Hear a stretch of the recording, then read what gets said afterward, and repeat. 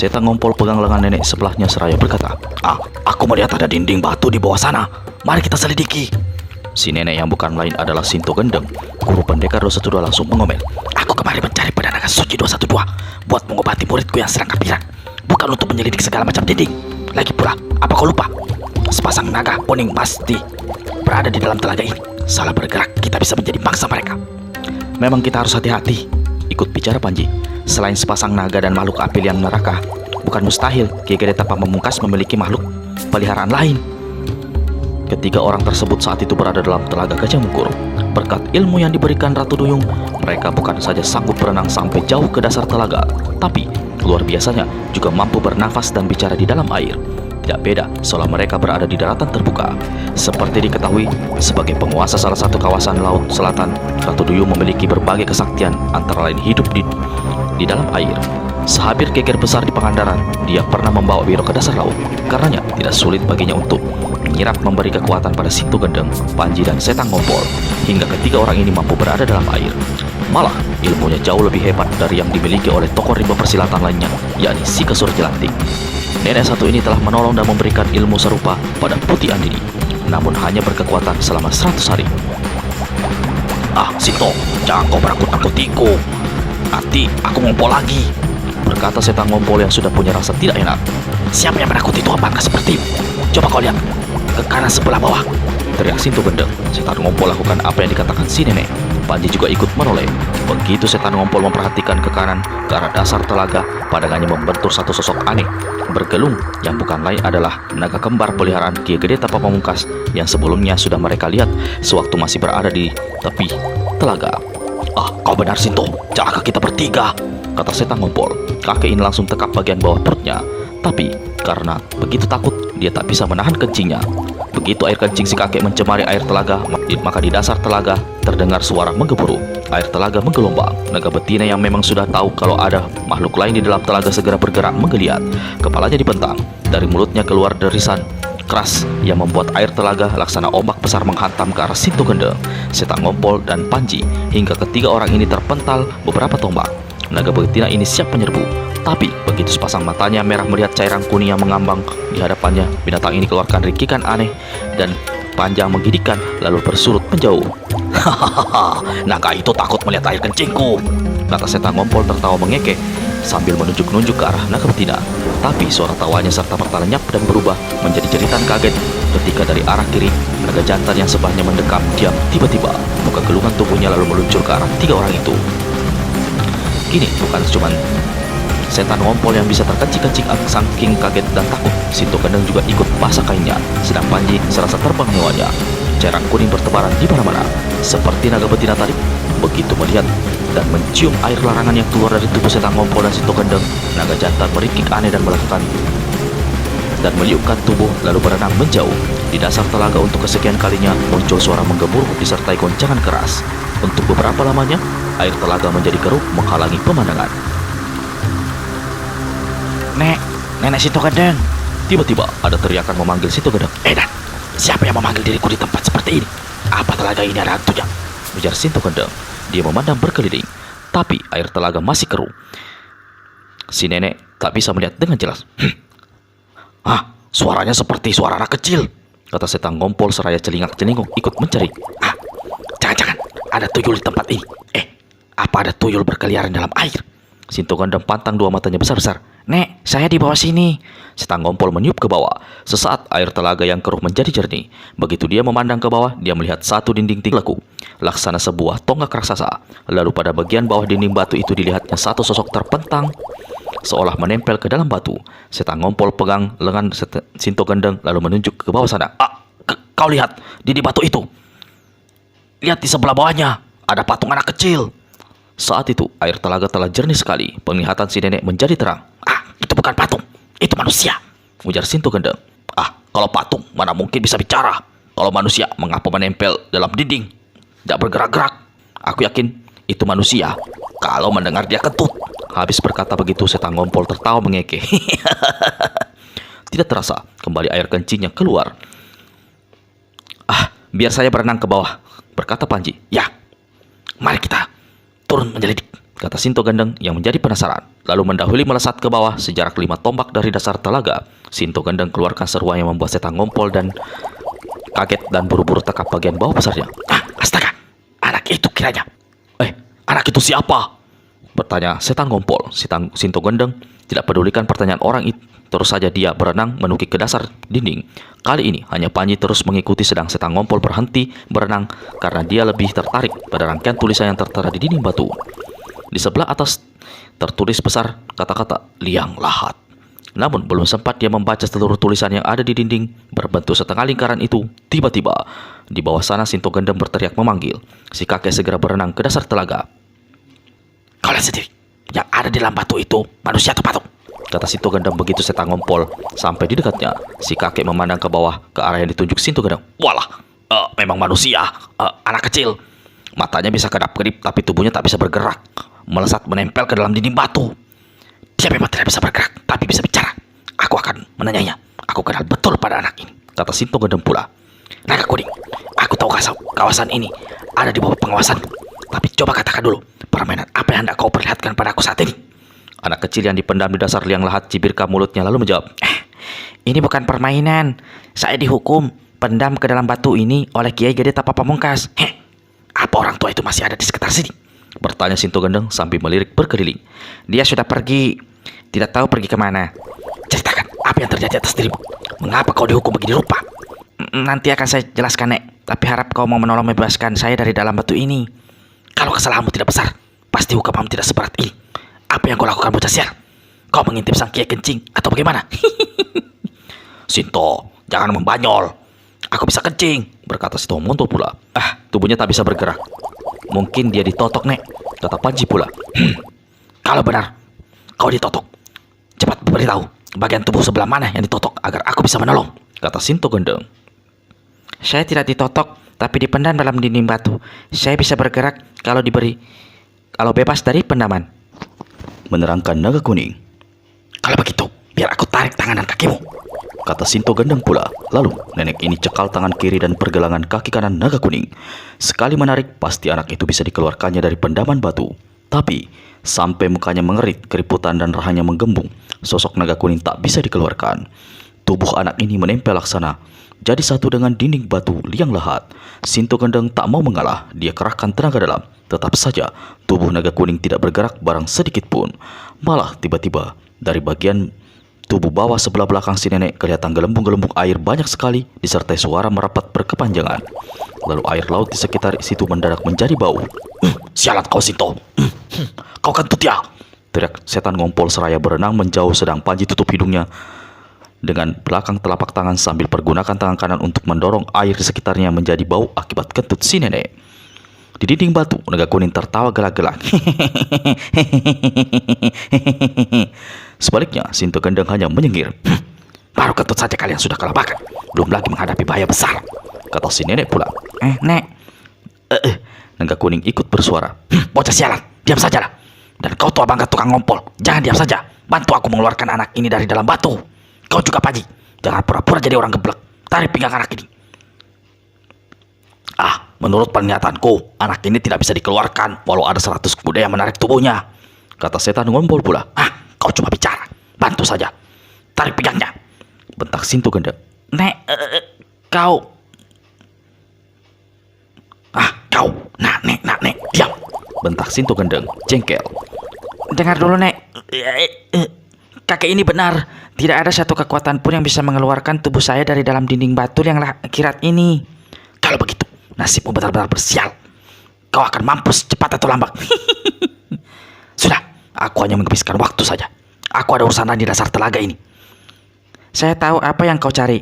Saya tahu benda itu berada di mana. Jika kau mau menolong, akan saya katakan kepadamu. Naga Kuning, kalau memang tahu di mana beradanya benda yang dicari nenek ini, mengapa kau tidak lekas mengatakan? Berkata Panji. Pemuda ini yang mulai tahu sifat si nenek yang gampang naik darah berusaha membujuk Sinto Gendeng, pelototkan mata. Dulu aku menolongmu waktu kau dikebuk Sabainan Ranca. Aku tidak mengharapkan pamrih, tapi hari ini keadaan lain. Baik, aku akan menolongmu. Sudah, kulakukan, tapi tidak bisa. Lalu apa lagi? Ada caranya, Nek, kata Naga Kuning pula. Coba kau bilang. Kiai Gede Tapa Pamungkas, Telaga Gajah Mungkur, dan segala apa yang telah dibangun oleh sang kiai di tempat ini, yaitu liang akhirat dan liang lahat, termasuk sepasang naga kembar dan makhluk api liang lahat, mempunyai satu pantangan besar. Tidak boleh terkena air larangan. Semuanya bisa musnah. Air larangan? Hah, sebut saja air kencing. Tukar Sinto Gendar sambil menyerengai burung. Tapi air kencing itu tidak ada air kencing orang sembarangan, Nek, ujar naga kuning. Hanya mempan kalau air kencingnya adalah air kencing orang yang telah berusia lebih dari 7 tahun, 7 bulan, dan 7 hari. Nah, Air kencing temanmu, pemuda beranting-anting ini, tidak mempan dan tidak bisa menolongku. ada-ada saja. Udang setan ngompol lalu tertawa terbahak-bahak dan tentu saja sambil ngompol lagi. Aduh. Sementara Panji hanya bisa melongok mendengar kata-kata naga kuning itu. Kau bicara panjang lebar. Kau bicara panjang lebar, tapi belum mengatakan bagaimana caranya kami akan menolongmu, kata Sinto Gendeng. Atau mungkin tubuhmu bisa kurobek dengan tusuk konde yang ada di kepalaku. Si nenek langsung hendak mencabut 2 buah tusuk konde perak di kepalanya. Saya tahu, tusuk konde itu sakti mandraguna, bisa menembus batu, gunung sebesar apapun. Tapi kesaktiannya tak mungkin bisa membebaskan diri saya. Hanya ada satu cara, Nek. Tubuh saya hanya bisa bebas jika diguyur dengan air larangan. Sinto Gendong pelototkan mata mendengar keterangan naga kuning itu. Dia berpaling pada setan ngompol yang saat itu memandang melongok ke arahnya. Dua kakek nenek ini lalu tertawa gelak-gelak sementara Panji diam-diam merasa tidak enak.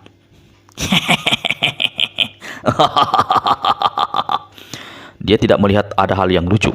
Pemuda ini maklum kalau telaga itu diselimuti berbagai macam keanehan yang terkadang mengandung keangkeran dan sekaligus bahaya maut. Karena tertawa begitu rupa, setan ngompol dan Sinto Gendeng sama-sama terkencing-kencing. Akibatnya, Telaga Gajah Mungkur kembali tercemar air larangan. Suara menggemuruh terdengar di dasar telaga. Gelombang kembali menggoncang. Sepasang naga meringkik panjang. Beberapa lamanya keadaan di telaga diselimuti kegelapan. Begitu keadaan tenang dan air yang keruh jernih kembali, Sinto Gendeng berkata, "Gila, masakan air kencing lebih sakti dari senjata mustika dan lebih hebat dari kekuatan telaga dalam." Nek, kau menyaksikan sendiri setiap kau dan temanmu mengeluarkan air kencing. Keadaan di sini laksana mau kiamat. Sepasang naga meringkik ketakutan. Telaga ini laksana mau terjungkir balik. "Nek, saya rasa anak ini tidak bisa bicara dusta," berbisik Panji pada Sinto Gendeng. Sinto Gendeng terdiam sejurus. "Naga kuning, kalau memang air kencing yang bisa membebaskan dirimu dari pendaman batu itu, baiklah. Mari kita lihat. Setan Ngompol, cepat kau kencingi bocah ini." "Mengapa aku?" seru setan ngompol sambil memandang dengan sepasang mata yang jereng mendelik pada si nenek. "Apa susahnya mengencingi anak itu? Apalagi kau tukang ngompol, punya banyak persediaan air larangan. Sudah, ayo kau kencingi dia." Tunggu dulu. Naga kuning tiba-tiba berseru. Yang mempan dan sanggup membebaskan diri saya dari pendaman batu yang lahat ini hanyalah kencing perempuan yang usianya lebih dari 70 tahun, 7 bulan, dan 7 hari. Lalu air larangan itu harus jatuh langsung dari atas, tidak boleh mengucur lewat tubuh ataupun pakaian. Nah. Setan ngompol berseru keras lalu tertawa gelak-gelak dan kencing lagi. "Sinto, berarti hanya kau yang bisa menolongnya." Nenek sakti dari puncak gunung gede itu pantang wajah marah dan untuk beberapa lamanya dia tidak bisa berkata apa-apa. "Aku tidak mau," kata Sinto Gendeng akhirnya. "Kau cuma mau mengerjaiku. Kalau tidak mau, bocah ini tidak akan memberitahu di mana tersembunyi benda yang kau cari. Itu," kata setan ngompol yang membuat Sinto Gendeng tambah berat. "Peduli setan. Dulu aku sendiri yang menyembunyikan benda itu. Aku masih bisa mengira-ngira di mana letaknya. Aku pasti bisa mendapatkannya tanpa pertolongan setan kecil ini." "Jangan tolol, Sinto. Kejadian itu puluhan tahun silam. Keadaan sudah berubah. Sampai tubuhmu bongkok, lalu lempeng, lalu bongkok lagi. Belum tentu kau bisa menemukan," ujar setan ngompol. "Bocah setan, kau benar-benar mengerjaiku," kata Sinto Gendeng pada naga kuning dengan mata melotot. "Sinto, pertolongan itu mudah sekali melakukannya. Kau hanya menempatkan dirimu di atas kepala anak itu, lalu menyingkirkan kain bututmu, menungging sedikit dan beres sudah." "Sialan kau setan ngompol. Kau bisa berkata begitu karena bukan kau yang melakukannya," menggerendeng Sinto. "Untuk kebaikan, mungkin sekali ini kau terpaksa mengalah," berkata Panji. Sambil terus mengobel pancang pendek, si nenek berenang berputar-putar. Akhirnya, dia naik ke atas. "Aku peringatkan pada kalian semua," kata Sinto Gendeng. "Setan ngompol, kau lekas mendekam di belakang dinding batu sana. Jangan berani mengintip auratku. Kau juga Panji, ikut kakek itu ke belakang dinding batu." Sinto, aurat gadis saja aku tidak doyan mengintip, apalagi kayu hitam lapuk yang sudah dimakan rayap seperti ibu." Setan ngompol tertawa gelak-gelak. Namun dia melakukan juga apa yang dikatakan si nenek yang ke balik dinding liang lahat sambil tekap tubuhnya sebelah bawah dengan kedua tangan. Panji berenang mengikuti di belakangnya.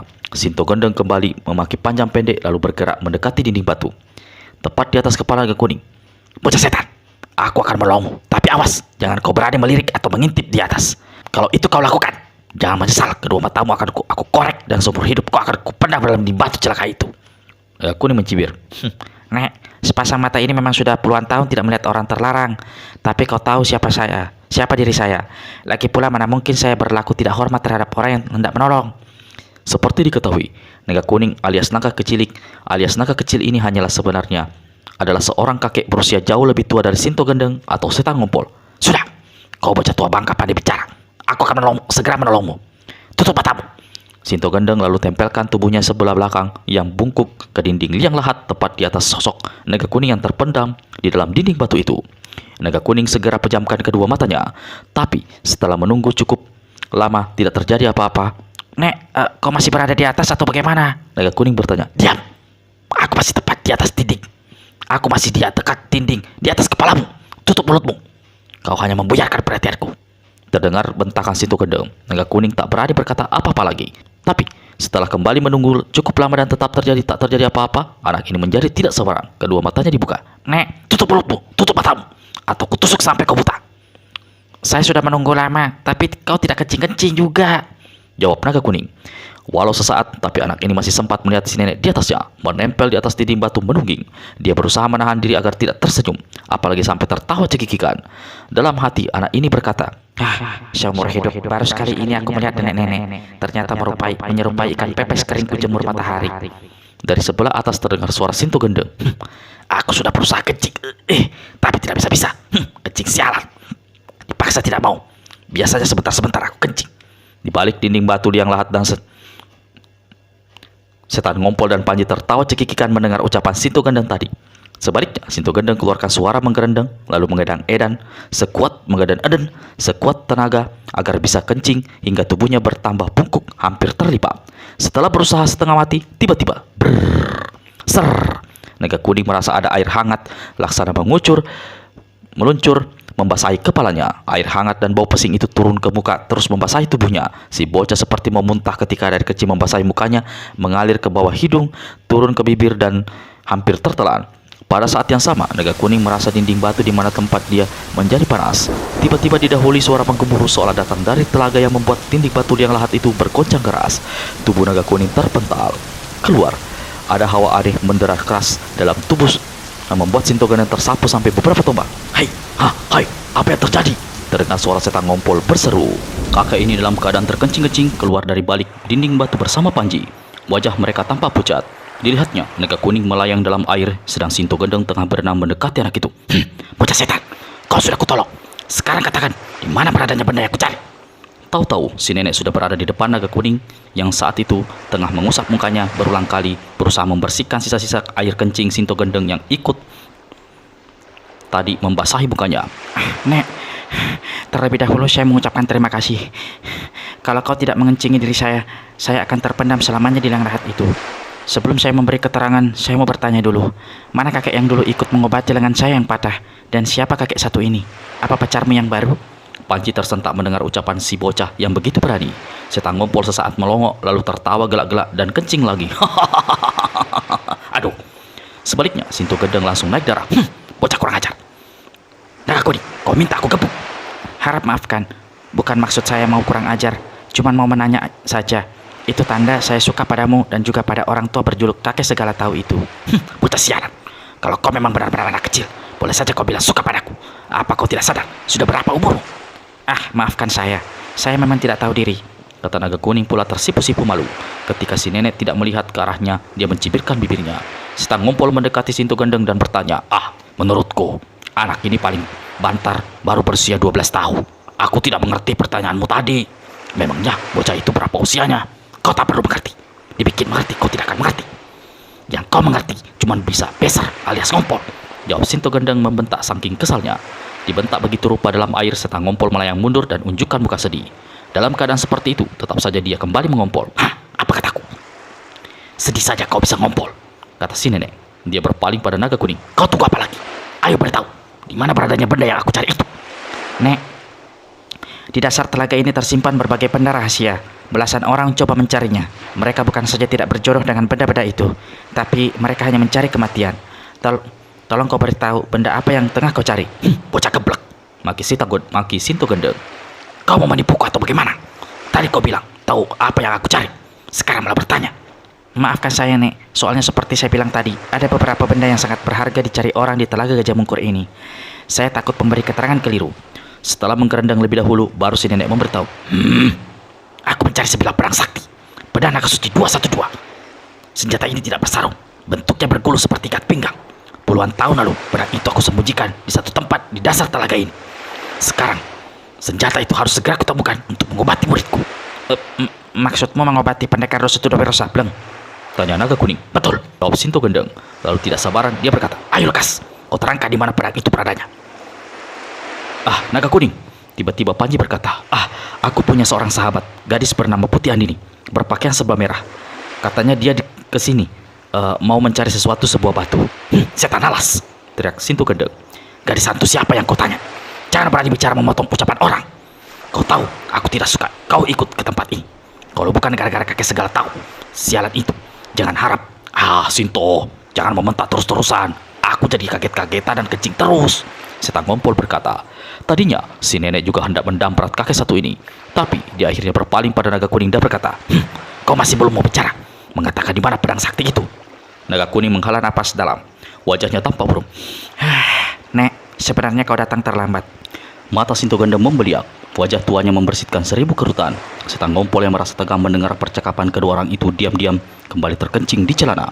Bocah setan, apa kau bilang? Aku terlambat. Memangnya pedang sakti itu sudah diambil orang lain? Siapa? Senjata itu masih ada dalam telaga ini, Nek. Masih dalam keadaan tergulung, tapi berada di perut naga kembar yang betina itu. Menerangkan naga kuning seraya menunjuk pada naga kuning betina yang mendekam di kejauhan. Sinto Gendeng menatap sejurus ke arah naga betina. Aku tidak percaya. Bagaimana pedang itu bisa berada dalam perut naga? Mana ada ular doyang pedang? Kau betul Sinto, menimpali setan ngompol. Bocah ini hendak menipu kita. Nenek Sinto, kau tahu siapa diri saya. Mana mungkin hendak berlaku culas padamu. 2 kali dengan ini kau menolong diri saya. Walau cuma seorang tua bangka bertampang bocah buruk, tapi saya bukan bangsa manusia yang tidak mengerti budi orang. Saya sudah memberitahu apa yang kau ingin tahu. Walau budimu belum dapat saya balas, namun saya terpaksa meninggalkanmu. Alir larangan sudah terlalu banyak di tempat ini. Bukan mustahil sebentar lagi telaga ini akan amblas musnah. Lebih baik kalian cepat-cepat pergi dari sini.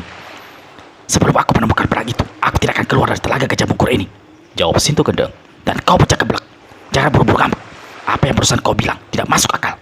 Nek, kau hidup sudah puluhan tahun. Kawanmu yang kau panggil dengan nama setan ngompol ini pasti jauh lebih. Pak, 80 tahun malang melintang di rimba persilatan. Saya jauh lebih tua dari kalian. Apa di usia kalian yang begini tua masih tidak menyadari kalau hidup di dunia ini banyak yang tidak masuk akal? Bahwa untuk menghadapi semua yang tidak masuk akal itu, manusia harus punya 1000 akal. Satu contoh, kita manusia-manusia bisa-bisa berada dalam air begini dalam. Apa masuk akal? Kiai Gede Tapa Pamungkas masuk setengah manusia setengah roh.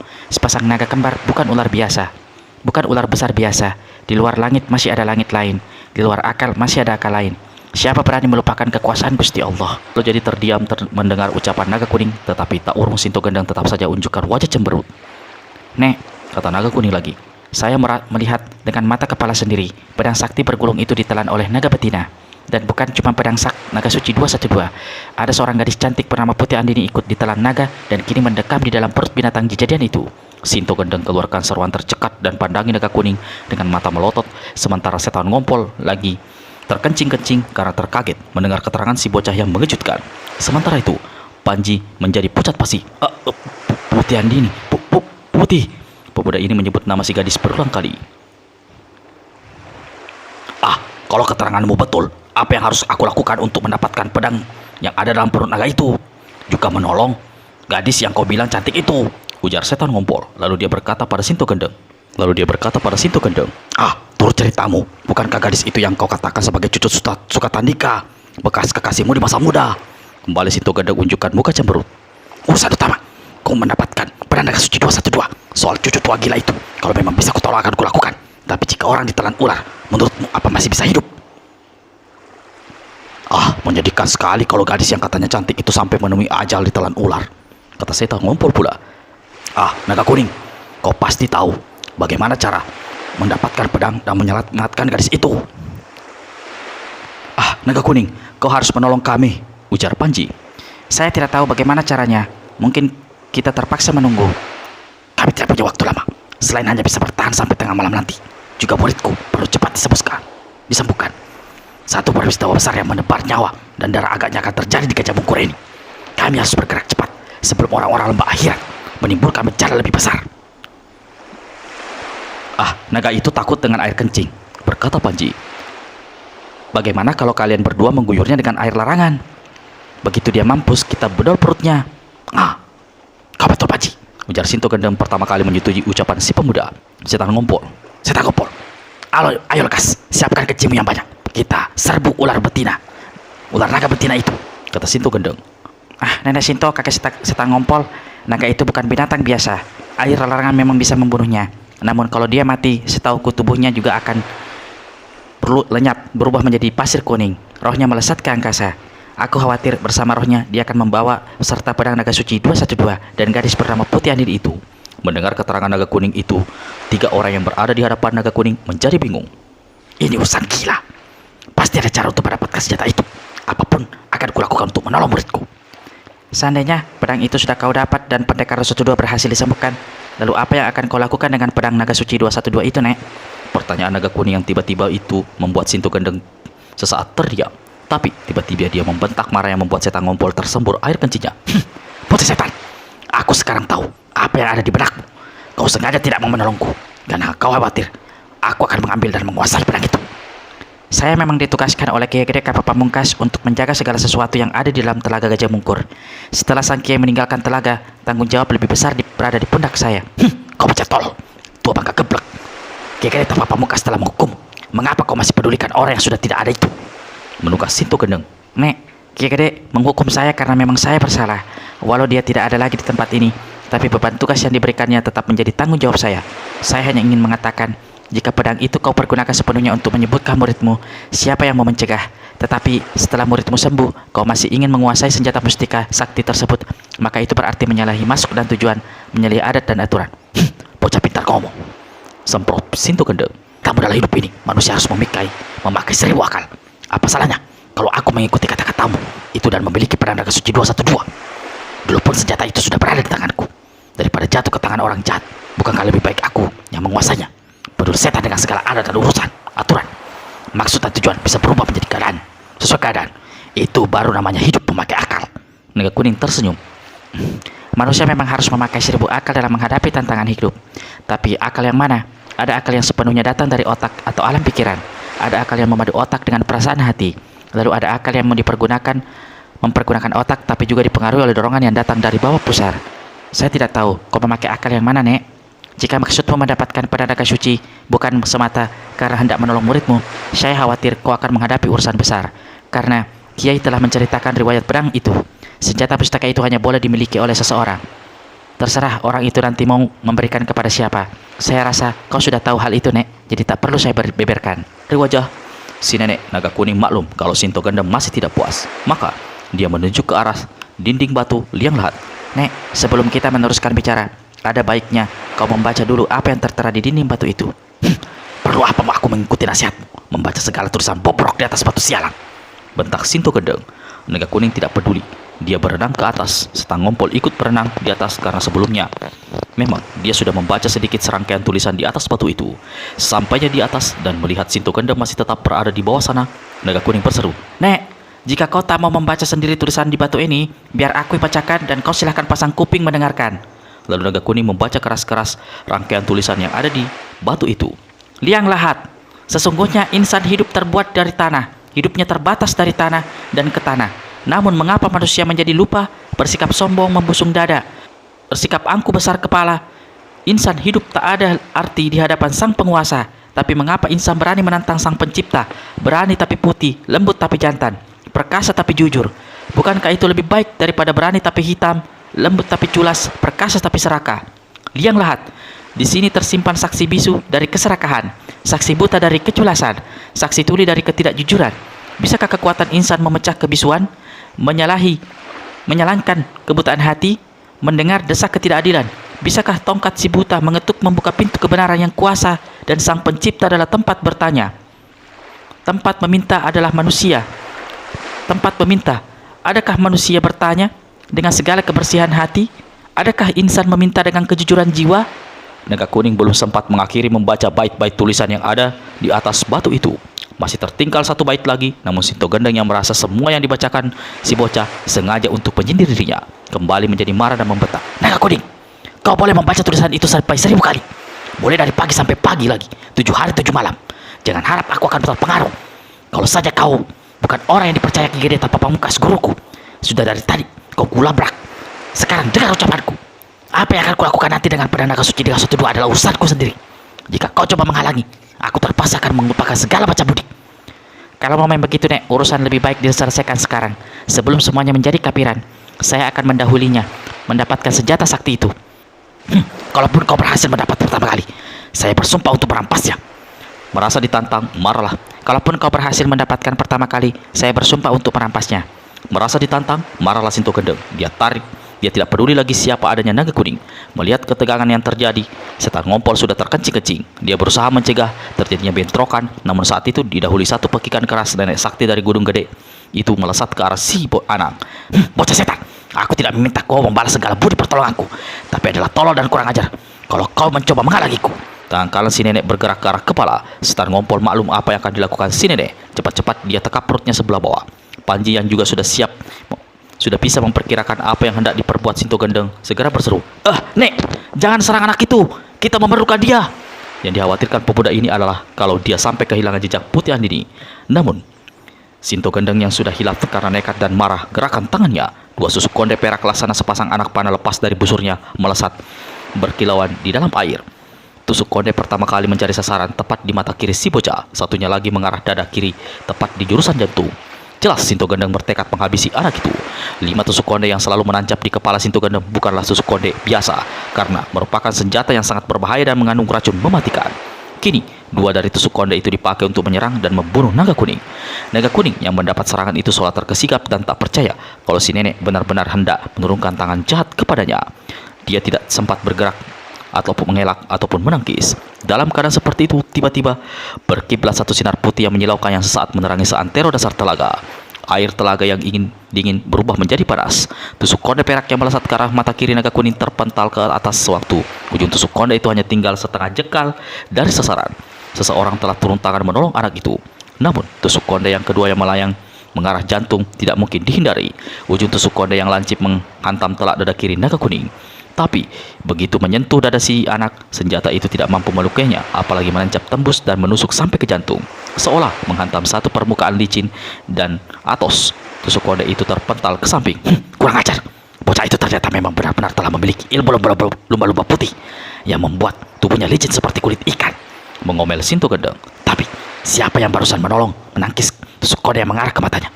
Padahal aku tahu betul, kedua mata anak itu adalah 2 titik lemah segala kesaktian yang dimilikinya. Sinto Gendeng memandang berkeliling, penuh amarah. Sepasang matanya mendelik berapi-api, rahangnya menggembung dan mukanya yang keriput kelam membesi.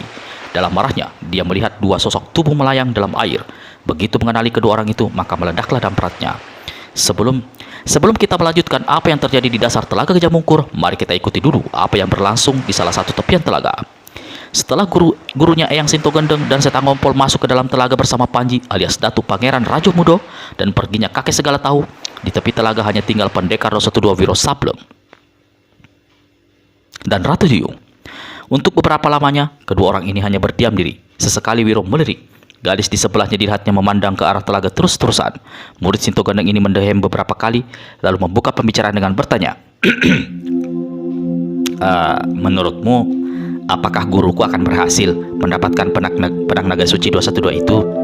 Kau khawatir mereka gagal dan kau tak bisa ditolong? Ratu Duyung malah balik bertanya, soal diriku sudah nasib jadi begini. Tak ada yang perlu disesalkan. Yang aku khawatirkan adalah mendadak terjadi satu hal besar di tempat ini, dan aku tak bisa berbuat apa-apa. Apalagi kapak naga geni 212 milikku entah di mana beradanya. Guruku pasti marah besar kalau Wiro tiba-tiba ingat pada cermin bulat yang dimiliki Ratu Duyung. Mana cermin saktimu? Mungkin kau bisa melihat melalui cermin itu di mana beradanya kapak naga geni 212. Ratu Duyung segera keluarkan cermin saktinya. Dia segera memusatkan perhatian dan pandangan mata ke permukaan cermin itu. Sesaat kemudian, tanpa cermin bergetar, Wiro mendekat dan mencoba melihat. Tapi dia tidak melihat apa-apa dalam cermin itu. "Ah, kau melihat sesuatu, Ratu?" bertanya Wiro. Cermin bergetar, kata Ratu Duyung perlahan. Wiro memperhatikan. Cermin bulat itu memang tampak bergetar dalam pegangan gadis sakti bermata biru. ada daya tolak dari satu kekuatan sakti. Aku hanya melihat sesuatu berwarna kuning, bergerak sangat cepat. Tidak jelas apakah sosok manusia. Sulit diterka, lelaki atau perempuan. Ah, maksudmu kalau itu adalah sosok manusia, maka dia mengenakan pakaian serba kuning. Mungkin. Aku tak berani memastikan. Bayangan kuning lenyap dari dalam cermin. Aku tak bisa memantau lebih jauh. Wiro termenung sambil garuk-garuk kepala. Ah, berat dugaanku. Bayangan kuning yang kau lihat dalam cermin itu adalah sosok orang yang berpakaian dan bercadar kuning. Waktu terjadi pertempuran di Teluk, dia muncul menolong. Jangan-jangan senjata itu ada padanya. Ah, aku menduga demikian. Kau tahu saya khawatir senjatamu berada di tempat yang aman. Ah, aku tetap khawatir. Soalnya siapa bisa menduga sifat manusia? Di luar bisa saja baik, di dalam mungkin penuh maksud tertentu. Ratu Duyung terdiam, pandangan matanya masih terus ke arah telaga. Sejak peristiwa di Puri Pelebur Kutuk dulu, dia selalu memendam rasa bersalah tak berkeputusan.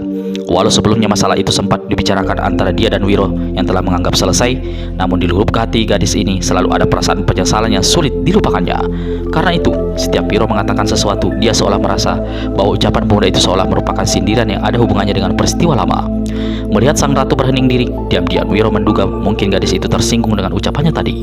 Maka sambil memegangi jari-jari tangan kiri Ratu Duyung, Wiro berkata, "Ratu, jangan kau merasa tersinggung. Segala ucapanku polos belaka. Tak ada sangkut pautnya dengan diri kita berdua atau apapun yang pernah terjadi di antara kita berdua." Aku tahu, jawab Ratu Duyung dengan suara setengah berbisik.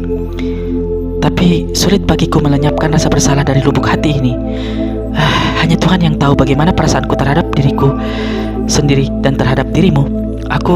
Ratu Duyung tersendat. Ucapannya terhenti. Sepasang matanya yang biru tampak basah.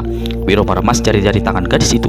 Malah dengan tangannya yang lain, dia merangkul bahu sang ratu seraya berbisik, "Ratu, jangan menangis." Kalau tidak menangis, rasanya hati ini belum lega, Wiro. Dada ini terasa sesak berkepanjangan. Tekanan batin mengikuti kemanapun aku pergi. Ah, kau gadis gagah. Kau mampu menyingkirkan semua itu. Aku manusia biasa yang jalan hidupnya ditakdirkan lain. Jangan menyalahi dirimu. Jangan menyalahi siapa-siapa. Kau adalah kau, dan aku senang serta bangga melihat kau apa adanya. Betul ucapanmu itu, Wiro? Tanya Ratu Duyung seraya menatap dalam-dalam ke arah mata pendekar 212. Dua sepasang mata sama beradu pandang, dua hati berpadu rasa, dua jantung berdengung penuh cinta. Wiro tersenyum dan anggukkan kepala. Entah siapa yang bergerak lebih dahulu, tahu-tahu dua insan itu telah tenggelam dalam pelukan mesra. "Wiro," bisik Ratu Duyung sambil membelai kuduk pemuda itu. Wiro bergumam. "Seringkali rasa bahagia seperti yang kualami saat ini menipu diriku sendiri, membuat aku lupa siapa diriku sebenarnya." Ah, bukankah aku katakan tadi, kau adalah kau, dan aku bangga melihat kau apa adanya, kata pendekar 212. Balas membelai punggung Ratu Duyung dengan usapan jari-jari tangan yang lembut. Ratu Duyung pejamkan kedua matanya, wajahnya disandarkan pada dada kiri Wiro. "Aku suka mendengar kata-katamu itu, Wiro, tapi aku sadar hatiku tak bisa ditipu oleh jalan pikiran. Sebaiknya pikiranku tak bisa pula dapat ditipu oleh suara hati. Sesuatu di lubuk hati ini mendekam sejak lama, tak kuasa aku utarakan. Bahkan mungkin terpaksa harus kutanam lebih dalam dan lebih jauh.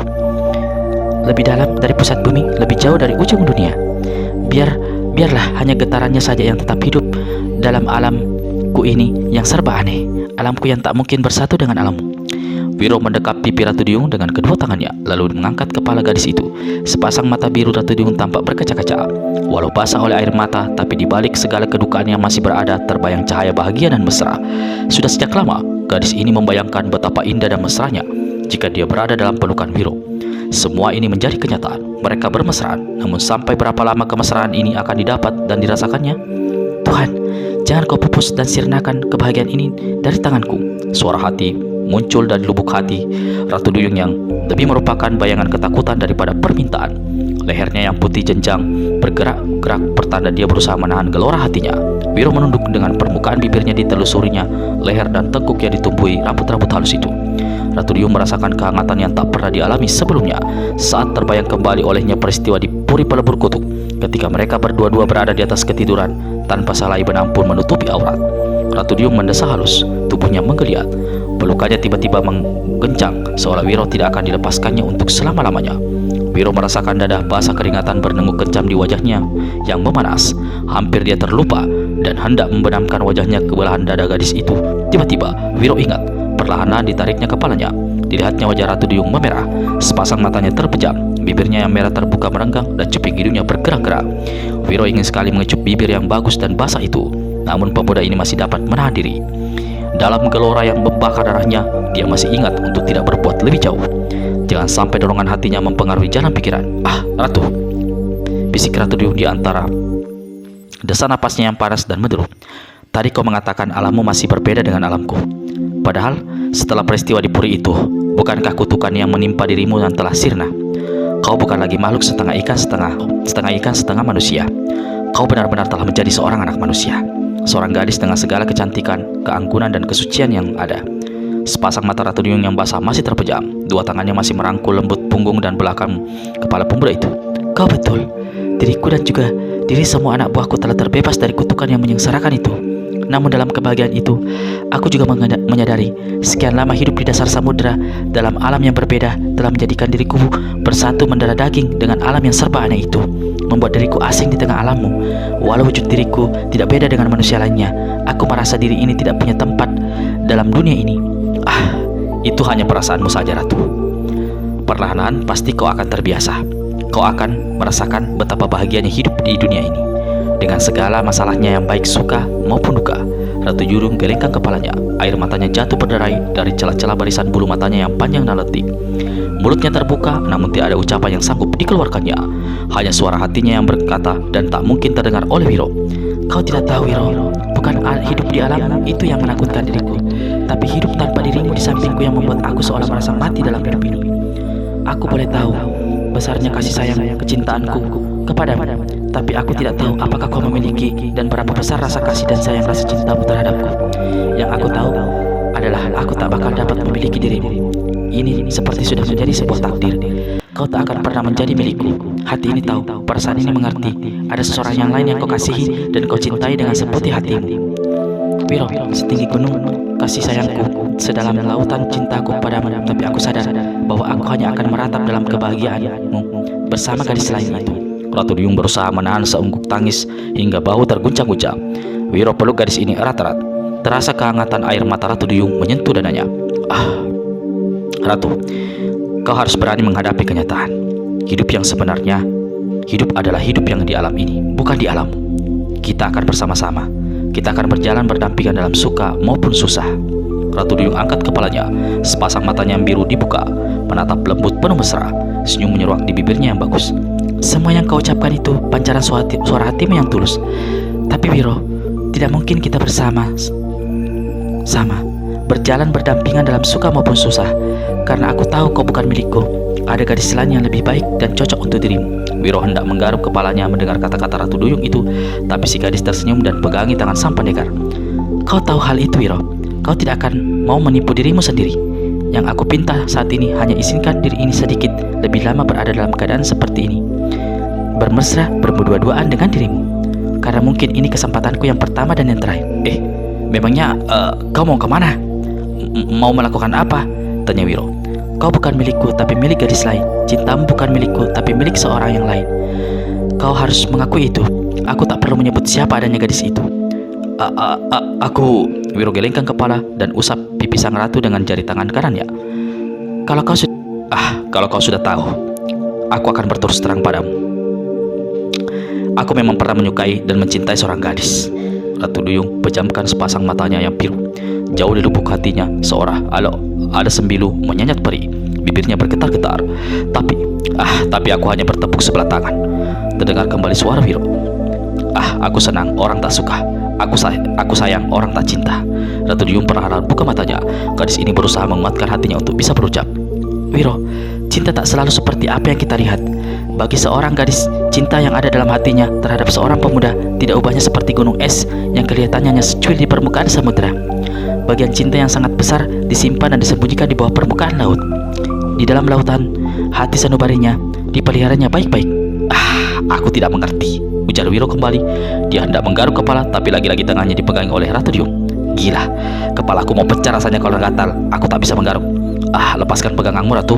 Ratu Dium tersenyum sambil terus pegangin tangan Wiro. Dia berkata, sebagian dari keindahan cinta justru ada pada ketidakmengertian itu, Wiro. Perlahan Ratu Dium asurkan wajahnya mendekati wajah sang pendekar 212. Murid Eyang Sinto Gendeng ini menjadi gelagapan ketika bibir gadis itu menyentuh permukaan bibirnya. Tapi kegelapan si pemuda hanya sebentar.